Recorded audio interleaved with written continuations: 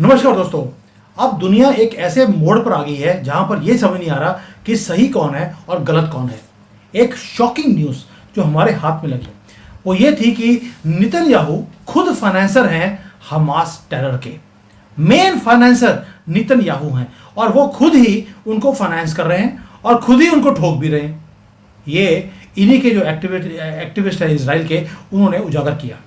यानी कि जो अमेरिका करता था कि उग्रवादी खुद पैदा किए, जैसे ओबामा ने आईसिस को खड़ा किया, उनको फंड किया, उनको हथियार दिए और बाद में उन्हीं से लड़ाई करनी शुरू कर दी कि ये तो खतरा है दुनिया के लिए। क्या वही काम नेतन्याहू भी कर रहे हैं? अगर ऐसा है तो फायदा क्या है? आपने लोगों को मरवा दिया, अगवा करवा दिया, उसके बाद गाजा में जो बाजा बजाया है वो आपके सामने है। यहां तक कि कतर को भी छोड़ा नहीं। अगर ये सारा एक स्टेज ड्रामा है तो दुनिया इसके खिलाफ बोलती क्यों नहीं है? क्या ये सिर्फ एक एक्टिविस्ट है जिसने उजागर किया है, या इसके पीछे सच्चाई या झूठ वो क्या है? अब आधा सच और आधा फसाना वाला काम हो गया। इसको गुत्थी को सुलझाते हैं मंजरी जी के साथ। मंजरी जी, जय सिया राम। प्यारा। हम यहाँ पर वीडियो में जय सिया राम बोलते हैं तो एक कोई पता नहीं लोगों ने बोला कि सर ये कॉकरोच है, इसकी बात सुनना मत। उसने बड़ा ऑब्जेक्शन किया कि यार इतने मॉडर्न ज़माने में 21 सदी चल रही है और आप बोलते हो कि भारत का राजा श्री राम आज भी हैं, आप जय श्री राम बोलते हैं, आपको शर्म आनी चाहिए। ये वो हैं जो कहते हैं कि हम रियासत पुदीना में रहना पसंद करेंगे, हम गटर में रह 1400 लेंगे, साल पहले। लेकिन हाँ 1400 साल पुराने जो सिस्टम था वही लेकर आएंगे। अगर यहाँ पे वंदे भारत चल रही है उसको हम तोड़ देंगे, रेलवे लाइन को उड़ा देंगे, तब इनको प्रॉब्लम नहीं आती। लेकिन जय सिया राम में या भारत का राजा आज भी वो श्री राम है तो इनको आग लगती है। तो हम तो जय सिया राम बोलते थे, बोलते हैं और बोलते ही रहेंगे। आग लगती है तो लगने दीजिए जी। अब ये आते हैं नेतन्याहू के ऊपर। जो मैं तो बड़ा खुश होता था कि यार ये याहू बोलते हैं और एक आधा बॉम्ब फेंक देते हैं, कभी हमास के ऊपर, कभी कतर में, कभी सीरिया में, कभी लेबनान में, कभी हौतीस पे, कभी ईरान पे, भी कोई छोड़ा नहीं। बस एक ही रह गया था, वो था उग्रवादियों का गढ़ कांग्रेस पार्टी का कार्यकाल। वो उसके ऊपर नहीं फेंका, बाकी सब तो उन्होंने कर दिया था। लेकिन अब पता लग रहा है कि ये तो हमास इन्हीं की क्रिएशन है। क्या जो अमेरिका करता है वही नेतन्याहू भी कर रहे हैं जी? जो करते हैं वो भी तो ज्यू ही है। सारी थ्योरी जिसकी है वो सबसे ज्यादा संख्या में इसराइल में प्रेजेंट है और उनके मुखिया का नाम नेतन्याहू है। देखिए, मैं भी नेतन्याहू की फैन हुआ करती थी, लेकिन आज उसके बाद, न्यूज के बाद मैं सोच रही हूँ ये क्या कर दिया मैंने। अब आप ये देखिए कि हमास है और बिल्कुल एकदम गाजा पट्टी में है। गाजा पट्टी जो है इसराइल का एक भाग है।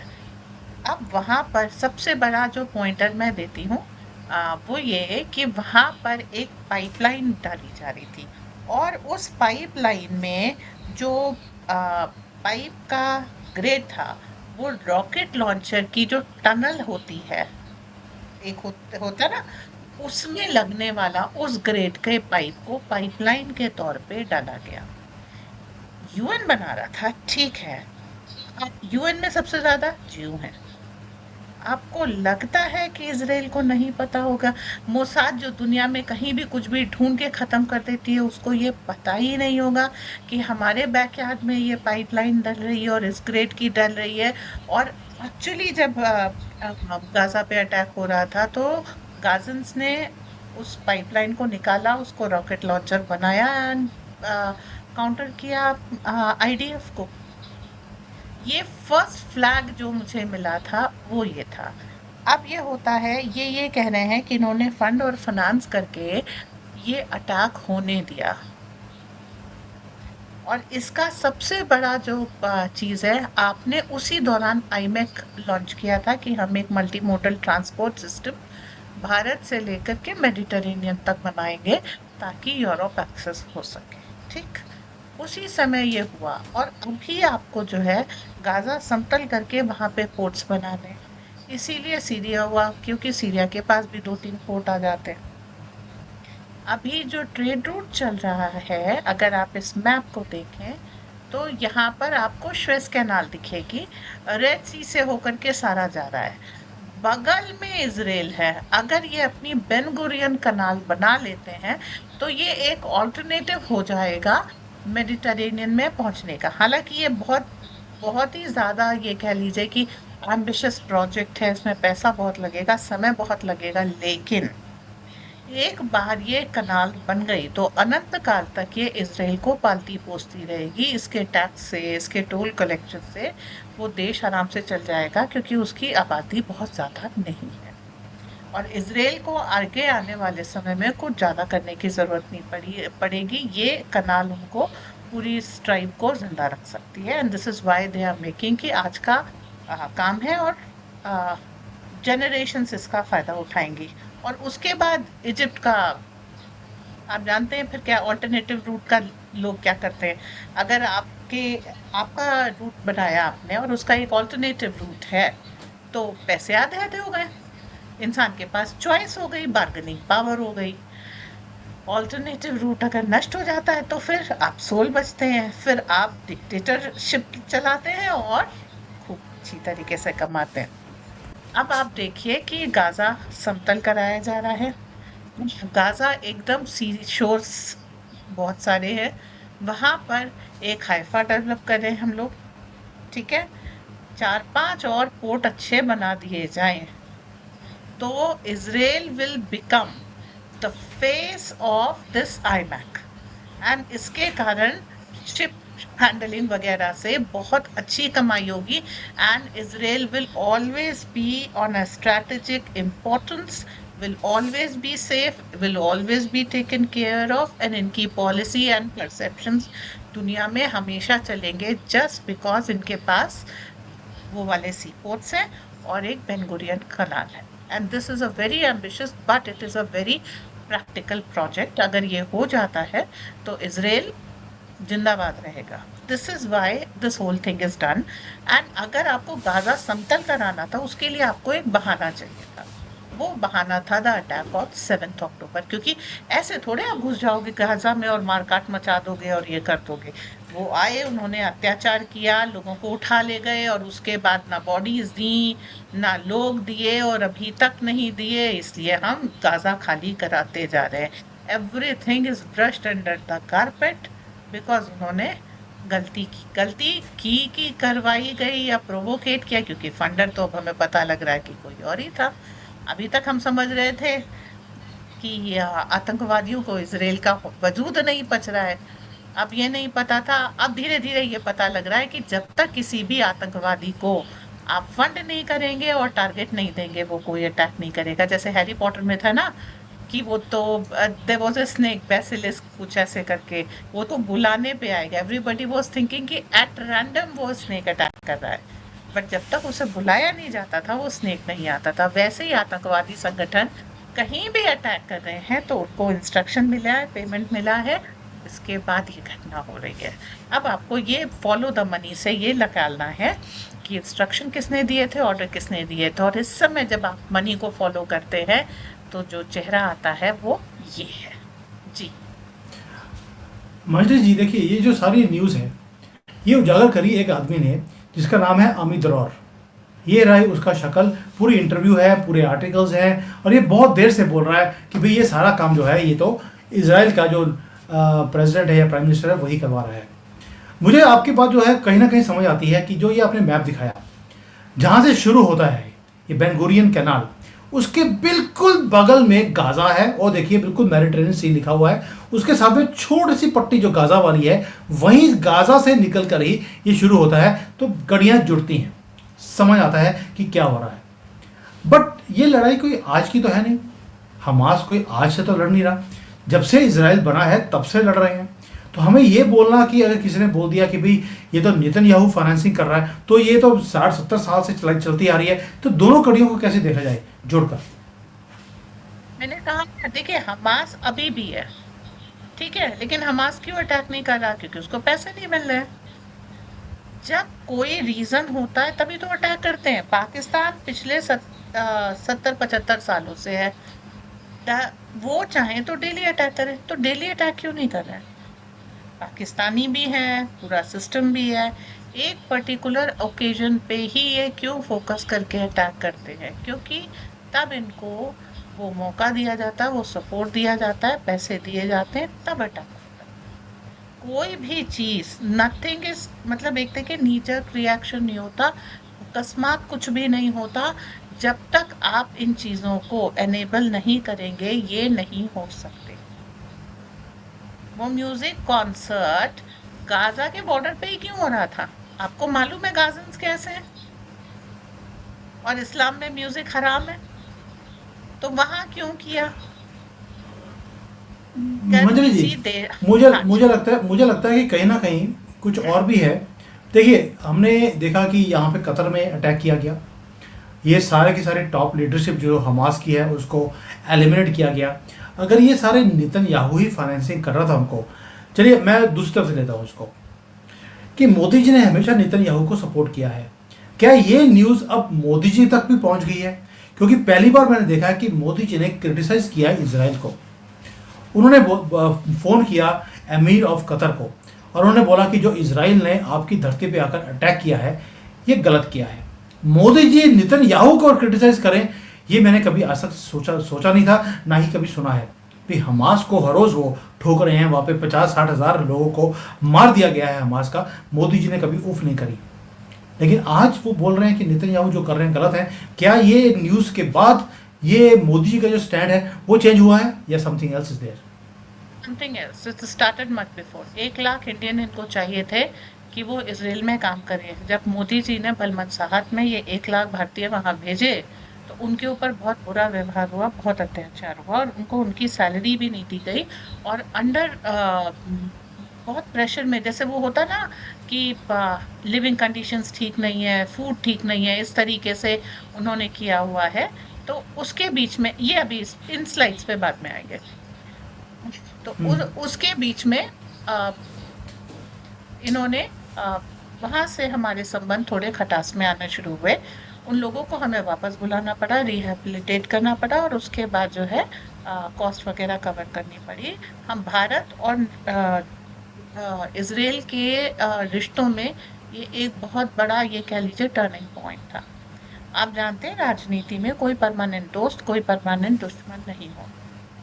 अब इसके बाद जो नेक्स्ट स्टेप आता है कतर पे अटैक। आपको मालूम है कतर से अभी हमने नए पैक्ट साइन किए हैं, और जब कतर में फुटबॉल वो हुआ था जिसमें जाकिर नायक गया था, वहां से हमने कतर को लाइन एंड लेंथ लेना शुरू किया। अभी हमने कतर को यूपीआई दे करके भेजा है। और देखिए, जो आप किसी देश पे सबसे बड़ी स्ट्राइक करते हैं, वो उसकी इकोनॉमी पे करते हैं। आप उसकी सेनाओं पे अटैक करेंगे ना तो वो झेल जाएगा। इकोनॉमी पे जब आप अटैक करते हैं तो वो सस्टेनेबिलिटी बहुत खत्म हो जाती है, क्योंकि सेना भी रखने के लिए आपको पैसे चाहिए होते हैं। तो आपने जो रेड सी में केबल पे अटैक किया है, और जो आपने कतर में ये अटैक किया, ये दोनों अटैक भारत की इकोनॉमी पर किए गए सिंपल अटैक्स, सिंपली वही अटैक्स हैं। तो इसके कारण अब जो वो कहते हैं ना, दोस्त दोस्त ना रहा, तो अब ये चीज आती जा रही है कि हम अलग अलग पाले में लोगों को बैठते हुए देख रहे हैं। देखिए, अभी तक पहले हम इस चीज को कहते थे, जब मोदी 3.0 आया था और ट्रम्प आ रहे थे सत्ता में, तब हम इस चीज को कहते थे कि आप एक क्वाड्रेंगल देखेंगे जिसमें पुतिन, ट्रम्प, मोदी और नेतन्याहू। और काफी हद तक ये चीज चलती रही, लेकिन फिर धीरे धीरे जैसे जैसे स्टैंड्स बदलते गए और एंटी इंडिया स्टैंड्स आते गए, और जिसमें भारतीय एंटी इंडिया भी कह लीजिए और भारतीय इंटरेस्ट को किनारे रख दिया गया, तब जो है हमको भी अपना स्टैंड बदलना पड़ा। इसमें जो है आप लेटेस्ट देखिएगा तो मोदी और पुतिन, मोदी और ट्रम्प आ रहे हैं, लेकिन मोदी और नेतन्याहू का कहीं आपको बहुत दिनों से न्यूज नहीं दिखाई दिया। अब मोदी और जी की आ रही है। तो वो जो चौथा पिलर है जो वर्ल्ड ऑर्डर को लिख रहा है, वो अब चाइना में है। सेकेंडली क्या है कि सारी दुनिया में एक तरफ हो गई है और डीप स्टेट एक तरफ। तो ये एक स्टेप नया जुड़ गया है। तो डीप स्टेट का रिप्रेजेंटेशन ज्यू फैमिली में ज्यादा होता है, जिसका सबसे ज्यादा कॉन्सेंट्रेशन इसराइल में है। तो अब एक नई इबारत जो हम सोच रहे थे लेटर एट सम डेट आएगी, इट हैज ऑलरेडी कम। जी। तो जब ये बोल रही थी कि we will cover this letter, इसमें बहुत चीज़ें बोली गई हैं कि डिवाइड एंड रूल किया गया है, जो ये नेतन्याहू कर रहे हैं, उनके जो पब्लिक कमेंट्स हैं, ये सारे के सारे डिवाइड एंड रूल वाला काम है। फिर कहीं ना कहीं मुझे लगता है कि कॉन्स्पिरेसी तो नहीं है, क्योंकि डिवाइड एंड रूल तो एक ही कम्युनिटी है जो दुनिया में कहती है कि 80 होने चाहिए, बाकी सबको ख़त्म करना है। तो उसका जो नरेटिव है, जो 1400 सालों से लड़ाई चल रही है ज्यूज़ के साथ, हिंदू नहीं, सनातनियों के साथ, तो वो भी तो चल रही है। अब ये बोलें कि यार उसको भी नेतन्याहू ने शुरू किया था, हाउ इज इट पॉसिबल? नहीं नहीं नहीं, अब्राहमिक अकॉर्ड हम इस चीज को कई बार समझा चुके हैं। वहां से हुआ ब्रह्म का अब्रह्म और सरस्वती का सारा, अब्राहम एंड सारा, वहां से जो शुरू हुआ वो सनातन संस्कृति है। ये उसका ऑपोजिट अप संस्कृति हुई। उसी में मोजेस आए, उसी में जोरास्ट्रियंस आए और उसी में ये सारे हैं। तो ये एक दूसरे के बाद आते गए। तो काफी सारे जो तोरा है ये सब कॉमन है इनके। जो हदीस हम्म। मानते हैं वो एक्चुअली कुरान का पार्ट नहीं है, ज्यूस भी हदीस को मानते हैं। तो बहुत हम्म। सारी स्कल कैप मुस्लिम्स भी पहनते हैं और स्कल कैप ज्यूस भी पहनते हैं। तो बहुत सारी चीजें आप देखेंगे इन इन सब में। और टेरिटरी एक ही है, मेडिटेरेनियन के बाहर, कैस्पियन से मेडिटेरेनियन के बीच में ये सारे धर्म वहीं जन्मे हैं, वहीं फले फूले और सब कुछ हैं। तो टेरिटरी इनकी एक ही है, जो भूमि है। इसी कारण ये आपस में वर्चस्व की लड़ाई भी लड़ते रहे हैं कि मैं बेहतर की तुम बेहतर। लड़ने का कारण क्या है? Territorial dominance. तो उसी चीज पे आते हैं। इसी के कारण पॉलिसीज काफी हद तक अलाइन है। एक है डिवाइड एंड रूल, इसी के कारण है। और आप ऊपर से लड़ाई करते हो, नीचे से फेंड करते हैं, ये सारी चीज भी उसी के कारण है। और जो कुछ भी पैलेस्टीन को फंड किया जा रहा था और सब कुछ किया जा रहा था वो देख रेख में था। क्योंकि आप ये सोचिए कि इनके शिनबेट के एक्स हैं जो युवान दीक्षित हैं और इस तरह के लोग हैं। ये सब शिनबेट इनकी एक एजेंसी है, स्पाई एजेंसी की तरह, जैसे हमारे यहाँ रॉ है। तो उसके लोग भी जो है अगर कंफर्म करें कि yes Netanyahu was a part of it, who was supporting, kept Hamas alive and kicking. ऐसा थोड़ी होता है कि आपके देखिए हम भी कहते हैं ना, पाकिस्तान इतना बड़ा आतंकवादी देश बना और भारत सो रहा था, ऐसा हो नहीं सकता ना। कांग्रेस हमेशा फंड फ्यूल कर रही थी। आपने यहाँ पर डिमोनेटाइजेशन की और पाकिस्तान कंगाल कैसे हो गया? हमारे रुपए की जो छापने वाली प्लेटें होती हैं, पाकिस्तान के पास नहीं, एकदम आइडेंटिकल नोट वहां से बन करके आते थे, जिसे आप कहते तो काउंटरफीट और नकली करेंसी थे, लेकिन अंतर कर पाना मुश्किल होता था। ठीक है, जब आपने पैसे इकट्ठा किए नहीं तो नहीं एक मंजू जी, ही मैंने सीरियल इसको नंबर के। मैंने उसको पूरा कवर किया था इसको, कि जो हमारे चिदम्बरम है, उन्होंने जो प्रिंटिंग मशीन थी हमारी, वही बेच दी थी कि ये ऑब्सोलेट हो गई है, इसकी लाइफ खत्म हो गई है। उसकी बिडिंग करी पाकिस्तान ने, इन्होंने प्रिंटिंग मशीन ही उठा के पाकिस्तान को बेच दी। और जो कंपनी थी जहाँ से पेपर आता था, वो इटली की कंपनी बोला थी, और उनको उनको बोल दिया गया कि जितना पेपर तुम इंडिया को दोगे उससे दुगना पाकिस्तान को तुम्हें सप्लाई करना है। इटली की कंपनी को डायरेक्टली सोनिया गांधी खुद उस डील के अंदर शामिल थी। मैंने पूरा कवर किया था इसको कि कैसे वो नोट बिल्कुल आइडेंटिकल थे। बैंक वाले क्या, इवन जो एटीएम मशीन है उसको पता नहीं लगता था कि ये इंडियन करेंसी है या फेक करेंसी है, इतनी आइडेंटिकल थी। और ये सारा काम कांग्रेस करवाती रही। तभी तो बोल रहा हूँ कि जब डिमोनेटाइजेशन हुआ, दो भिखारी आए, एक कांग्रेस और दूसरा पाकिस्तान। उस तब से दोनों भीख के कटोरा लेकर धक्के खा रहे हैं दुनिया भर में। जी। यही चीज आप सोच लीजिए, पाकिस्तान उसमें पैलेस्टीन और इसमें गाजा और इसराइल में हुई। आपके पड़ोस में अगर एक आतंकवादी संगठन इतनी बुरी तरह से फल फूल रहा हो, जबकि उनके पास अब मकान देखिए, अभी भी आप देखिए गाजा के मकान कितने बढ़िया लेविश है।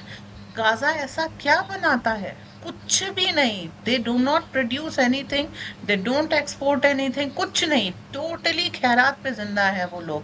और क्या लेविश लाइफस्टाइल थी। तो ये सारी चीजें इस बात को बताती कि कोई तो कोई फ्रंट कर रहा था। अगर नेतन्याहू को या किसी भी इजरायली को अगर पैलेस्टीन से प्रॉब्लम थी, गाजन से प्रॉब्लम थी, हमास से प्रॉब्लम थी, तो उसकी फंडिंग रुकवा दो अपने आप ही, जैसे हमने पाकिस्तान की घेर घेर के फंडिंग रुकवा रखी है। अब वो जिंदा रहने में उनको तकलीफ आने लग गई ना, और इतनी लैविश लाइफस्टाइल उनकी नहीं रह गई। अभी आपने ऑपरेशन सिंदूर में भी देखा, लाहौर का वो जो सुंदर एरिया है, इंडस्ट्रियल एरिया, जिसमें इनके आर्मी चीफ्स के सारे जो वो है फैक्ट्रीज हैं, एक वहां भी गिरा दिया कि देखो अपनी हरकतें बंद करो, वरना काफी सारे ड्रोन्स हमारे पास, we are now one of the good top notch producers of drones. एक आध ड्रोन आएंगे, बेकार में क्या फायदा, हरकतें ठीक कर लो। सो द थिंग इज कि आप पनपने दे रहे हैं। हमारे यहाँ भी लोग थे जो पाकिस्तान को पनपने, समझौता एक्सप्रेस ब्लास्ट के लोगों को आराम से छोड़ देते थे गुडविल जेस्चर में, कभी किसी हिंदू को नहीं छोड़ा गुडविल जेस्चर में। तो अभी इस तरीके की चीजें सामने आ रही है कि जो ये टू नेशन थ्योरी बनाई, अलग अलग किया, उसके बाद जो दुश्मन है उसको फंड किया, सपोर्ट किया, क्योंकि बाहर से अगर प्रॉब्लम आती रहेगी तभी यहाँ पर आपकी राजनीति चल पाएगी। इसी चीज पे हम लोग देख रहे हैं कि जहां जहां भी टू नेशन थ्योरी है वहां वहां पर दुश्मन पैदा करके काम किया जाता है। और ये जो केस है सामने आया है उसमें भी यही है, हमास पैदा किया गया, फंड और सपोर्ट किया गया, वहां पे अल जजीरा को आने दिया गया, वहां यूएन को आने दिया गया, चलते युद्ध में भी उनको जो है सब पहुंचाया जा रहा था। आपको पता नहीं था कि यूएन किस ग्रेड का पाइपलाइन लगा रहा था, आपको पता नहीं था कि उनको डीजल चाहिए और यूएन के ऑफिस में रखा है। ये सारी चीजें, अगर आप कहते हैं मोसाद इतना काबिल है तो मोसाद को पता है, तो यूएन के ऑफिस में डीजल कलेक्ट ही नहीं होने देते, हमास चोरी नहीं करने कर सकता था। आप देख रहे हैं कि हमास जो राहत सामग्री आ रही है उसको गाजन्स को बेच रहा है, तो आप हमास के हाथ में राहत सामग्री कैसे पहुंच जा रही है? Nobody question. These are very pertinent question कि आप प्रैक्टिकली ग्राउंड पे देखिए ये सारी चीजें हो रही हैं, तो क्यों हो रही हैं और कैसे होने दी जा रही हैं। इसका मतलब है पीछे जो ऑपरेशन है सब लोग एक है। अगर आतंकवादी के हाथ बिल्कुल। में, मैं शुरू में बोला मैंने कि ये फैसला लोगों पे छोड़ते हैं, ये सच कितना, फसाना कितना, और या कॉन्स्पिरेसी है या एक्चुअल चीज़ है, क्योंकि अब ये चीज़ें बाहर आनी शुरू हो गई। क्योंकि जब मैं कड़ियाँ जोड़ता हूँ कि गाज़ा खाली करवाना ज़रूरी है, क्योंकि जैसे मंजरी जी ने बोला ये बेंगोरियन कैनाल बनाना है उनको, वो गाज़ा से होकर आएगा। मोदी जी का क्रिटिसाइज करना नेतन्याहू को पहली बार ये बताता है कि कुछ ना कुछ है। और न्यूज़ भी आनी शुरू हो गई कि नेतन्याहू खुद फाइनेंसिंग कर रहा था हमास टेरर के नाम पर। अब इसमें सच्चाई कितनी है, कितना झूठ है, कितना फसाना है, ये वक्त बताएगा। क्योंकि मेरा फेवरेट है नेतन्याहू, याहू जो है, इनका बोलने का स्टाइल जो है, नेतन्याहू ऐसे ही नाम नहीं पड़ा है। नित्य का मतलब होता है हर रोज़ याहू करते एक आधा बॉम्ब वो फेंक देते थे। और कॉकरोचों का जो इन्होंने हाल किया है वो आपके सामने आप ही बोलते हैं कि सर जैसे कॉकरोचों का हाल ये करता है अभी मज़ा आता है। तो अब वहाँ पे पता लग रहा है कि भाई ये तो प्लान ही कुछ और है। इसलिए जियो पॉलिटिक्स में क्या दिखता है और क्या हो सकता है उसमें ज़मीन आसमान का फ़र्क है। तभी जो हम लोग हर रोज़ इतनी एनालिसिस करते हैं, इतनी रिसर्च करने के बाद ये इसलिए करते हैं भी। अभी कई लोग बोलेंगे सर आपने तो 1 महीने पहले या 2 महीने पहले बोला था नेतन्याहू बड़ा अच्छा काम कर रहे हैं, आज आपने अपनी स्टेटमेंट को कॉन्ट्रडिक्ट करना शुरू कर दिया। भाई चीज़ें हर रोज़ चेंज हो रही हैं, चीज़ें चेंज हो रही हैं, तो हमारा काम है सिर्फ प्रेजेंट करना। उस वक्त जो चीज़ें सामने थी हमने प्रेजेंट करी, आज चीज़ें डिफरेंट हो गई हैं, तो हम दूसरा जो पर्सपेक्टिव है वो भी आपके सामने हम रखते जा रहे हैं। We are not those people कि एक लाइन पकड़ ली वैसे ही चलते रहेंगे। जैसे जैसे चीज़ें चेंज हो रही हैं, अगर हमारा और चाइना का अगर नज़दीकियाँ बन रही हैं, पहले नहीं थी, हम गालियाँ निकालते थे, आज नज़दीकियाँ बन रही हैं। और तब भी मैं बोलता रहा कि जिस दिन भारत और चाइना इकट्ठे हो जाएंगे उस दिन सारे डायनामिक्स दुनिया के चेंज हो जाएंगे। आप ही में से हजारों लोगों ने मुझे बोला और सीसीपीए ने पैसे दे दिए होंगे तभी बोल रहा है ये कि भारत और चाइना इकट्ठे हो जाएंगे। आज हो गए हैं तो क्या आपको पप्पू ने पैसे दे दिए या उसके पिद्दी के बिस्किट खा के आए हैं आप? तो मैं अगर आपके साथ ये लैंग्वेज यूज़ करनी शुरू करूँ तो आपको कैसे लगेगा? तो प्लीज़ समझिए, कोई किसी से पैसे नहीं ले रहा, कोई किसी के बिस्किट नहीं खा रहा। ये जियो पॉलिटिक्स है, ये हर रोज़ ऐसे ही बनेगी, हर रोज़ ऐसे ही चेंज भी होगी, because things change very very fast nowadays. Manjari ji आपका कोई closing comment? Yes, dynamics equilibriums इसके बदलते रहते हैं। अभी जिस तरीके से साउथ अफ्रीकन कंट्रीज आ रही हैं ऊपर, वहाँ पर भी बहुत सारा चेंजेस हो रहा है। और जो ये 56 देश हैं, 54 देश हैं एक पर्टिकुलर रिलीजन के, इसमें भी आप टॉपलिंग देखेंगे। और जिस तरीके से गोल्ड की डिमांड बढ़ रही है और गोल्ड की सबसे ज़्यादा माइनिंग इनके पास है, आप देखिएगा शुद्धिकरण का ज़माना है। इसके ऊपर भी अलग वो हम कर सकते हैं कि किस तरीके से लोग आ रहे हैं गंगा जी में डुबकी लगा के, राम मंदिर दर्शन करके, उसके बाद नई इबारत लिख रहे हैं। अगले एपिसोड में यस, इसके साथ हम आपके सामने होंगे। बिल्कुल सही बात है। चलो, थैंक यू बंसी जी, थैंक यू, जय हिंद, वंदे मातरम। जय हिंद, वंदे मातरम।